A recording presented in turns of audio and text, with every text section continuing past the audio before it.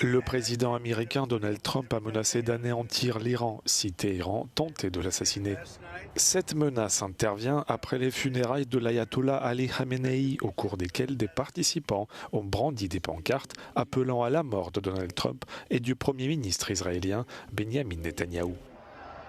Dans un message publié sur son réseau Truth Social, le chef de la Maison-Blanche affirme que 1000 missiles sont prêts à tirer et pointés vers la République islamique d'Iran.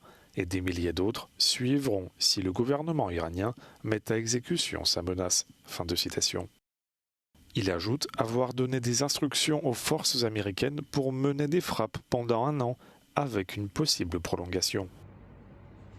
Cette nouvelle escalade intervient alors que Washington et Téhéran assurent vouloir poursuivre les discussions malgré la rupture du cessez-le-feu conclu le mois dernier. L'Iran nie avoir sollicité une reprise des négociations et affirme avoir tenu parole dans ses engagements envers les États-Unis. Depuis 3 jours, les frappes ont repris. Washington a ciblé l'Iran, accusé d'attaquer des navires commerciaux, et Téhéran a riposté contre des bases américaines dans le Golfe. Une nouvelle frappe de missiles russes a visé la capitale ukrainienne, Kiev, samedi, faisant 11 blessés, dont un enfant, selon le président Volodymyr Zelensky, et provoquant plusieurs incendies dans la capitale. L'armée de l'air ukrainienne affirme que la Russie a lancé 6 missiles balistiques, 4 missiles de croisière, 2 missiles anti-radar ainsi que plus de 120 drones d'attaque Shahed.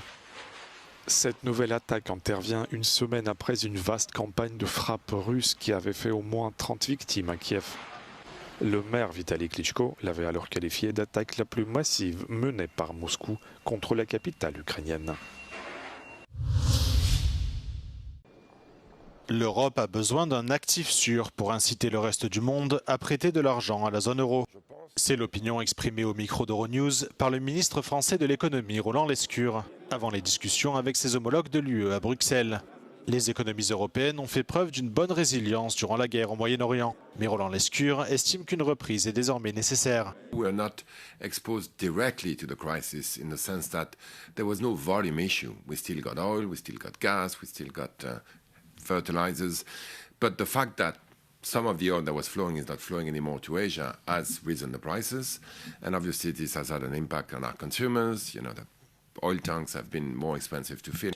Cette semaine, le gouvernement espagnol a proposé un nouvel instrument de dette commune à l'UE, d'une valeur pouvant atteindre 850 milliards d'euros afin de relancer l'économie européenne. Les dettes nationales seraient mises en commun, vendues aux enchères sur le marché, puis prêtées à nouveau au pays. It's an interesting proposal that solves some of the issues that usually debt on top of debt can address. There's one issue that concerns me. I've talked to Carlos about it, and we need to study it further. It's the moral hazard. You know, the fact that if one country transfers the debt to the whole community, that might be an incentive for that country to take more debt. Roland Lescure affirme que l'UE a besoin de plus de compétitivité, ainsi que d'une union des marchés de capitaux pour renforcer l'euro.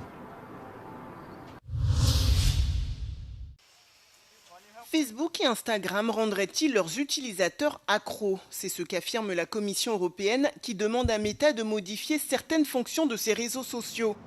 Le défilement infini, les vidéos qui se lancent toutes seules ou encore les recommandations personnalisées sont particulièrement visées. Des fonctions qui ont pour but de gonfler les revenus publicitaires des 2 plateformes, tout en incitant les utilisateurs à scroller sans limite, en particulier les plus jeunes, ce qui ferait basculer leur cerveau en mode pilotage automatique.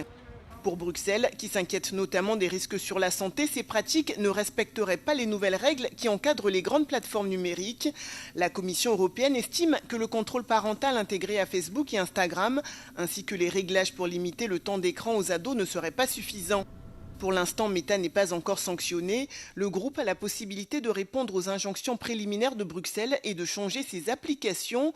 Mais si rien n'est fait, l'entreprise risque une très lourde amende. Elle pourrait en effet atteindre jusqu'à 6% de son chiffre d'affaires mondial, soit plusieurs milliards d'euros. Avec cette procédure, Bruxelles, qui a adressé une demande similaire à TikTok il y a quelques mois, veut envoyer un message clair. Les réseaux sociaux doivent mieux protéger leurs utilisateurs, en particulier les mineurs.